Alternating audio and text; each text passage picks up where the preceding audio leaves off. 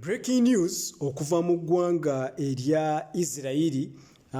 Video gy'olabaawo ekulaga omwami omupya Minister of Defense omupya gwe replacinsiza Yoav Gallant nga bamuyita Israel Katz nga ali ku base emu ey'amagye g'eggwanga lya Izalaili era nga yabaddeyo ne Chief of the General Staff Halevi nga ono omwami nga yabadde awa statement oba yabadde awa speech eri abamagye g'eggwanga lya Izalaili nga ababuulira eimu yaabwe empya mu ggwanga erya Lebanon. Eimu ki? Agamba nti eimu yaabwe empya kubanga bajja ebyokulwanyisa kuba Hezbollah. Era olwamaze okukyogera ekyo olaba Halevi nga atunudde eri ng'alinga yeebuuza ono aba Hezbollah bayogerako abamanyi oba abawulira buwulizi.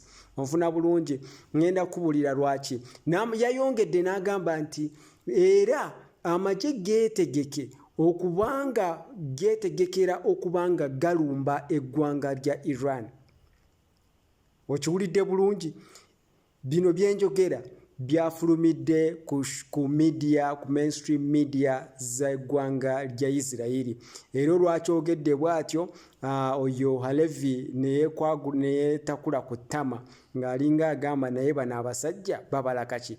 Tujjukire nti Gallant agamba nti ekyamugisa ku bwa Minister of Defense lwa nsonga yali takkiriziganya na strategies za Netanyahu. Ekitegeeza nti Netanyahu ono gwe yaleese Defense Minister ompya ono Israel Katz akkiriziganya n'ebigendererwa ne strategies ze oba nfu oba namwazi akkiriziganya nazo.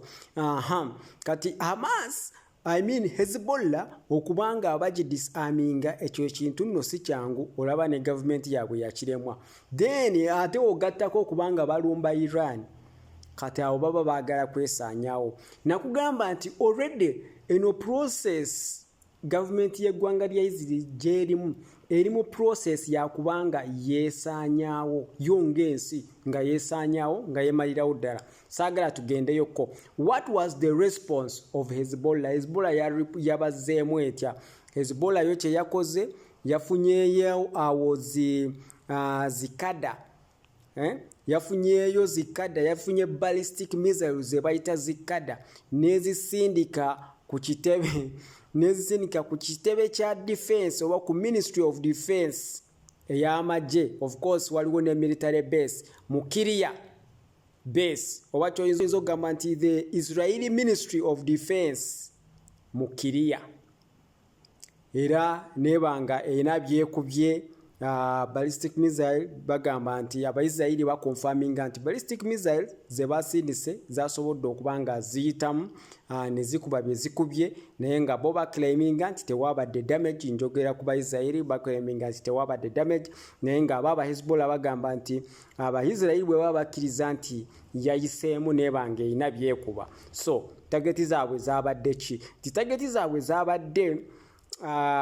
zabadde the war management room and the Air Force's War Control and Supervision Authority mu Tel Aviv. Yezo ballistic bwaba Hezbollah bagamba nti ballistic missiles zaabwe Abaisirairi bagamba nti yayiseemu nebaako byekuba oba neekuba byekubye nti bwebyo bye babadde batagetinga era basuubira nti ebyo bye byakubiddwa. N'okusinziira ku kye bayita the Israeli Broadcasting Authority bagamba nti brigade eya 51 oba battalion eya 51 gye bayita Golan Brigade yayingidde ekizimbe ekimu mu maserengeta g'eggwanga erya Lebanon nebanga negwa mu ambush. Bino sinza abyogera bali Abaisirairi bennyini bye babyeyogerera era nga bamaze okulangirira nti Abaisirairi ab'amagye agagwa mu brigade eno eya 51 oba battalion eno eya 51 kigambibwa nti bagudde mu ambush era 6 ku bo ne babanga battiddwa mukaaga ku bo ne baba nga battiddwa n'abalala ne balumizibwa era nga ne bayita air strike of course ne bankobyekuba naye yagenza okukuba ng'already aba Hezbollah nga bayingidde mu zitunnels. I don't know what that one was about. Naye nga bagamba nti bwekityo bwe kyabadde ire ekyagendera ddala maaso n'okubanga esuula bomu mu ggwanga erya Lebanon buli wamu weebeesanze oba weebeesuubira oba yo nga weebeerabye nga weenyumirwa ng'egamba nti etagetinga aba Hezbollah.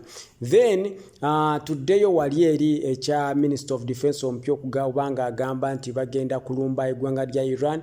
Bano abantu bagenda ne boogera ebintu naye mwe ne mutabiwa budde okubanga bagenda agamba nti bagenda okubanga bayirumbi eggwanga lya Iran. Kitegeeza waliwo entalo okuzimu ze balina okwerekereza ne babanga barefreshinga barenergizing amagye gaabwe okubanga balenga strategy etya engeri gye basobola okubanga balumbamu eggwanga lya Iran bwe banaaba bakisazeewo nga ddala kye basazeewo, which is ku lwange ngamba nti it is suicide.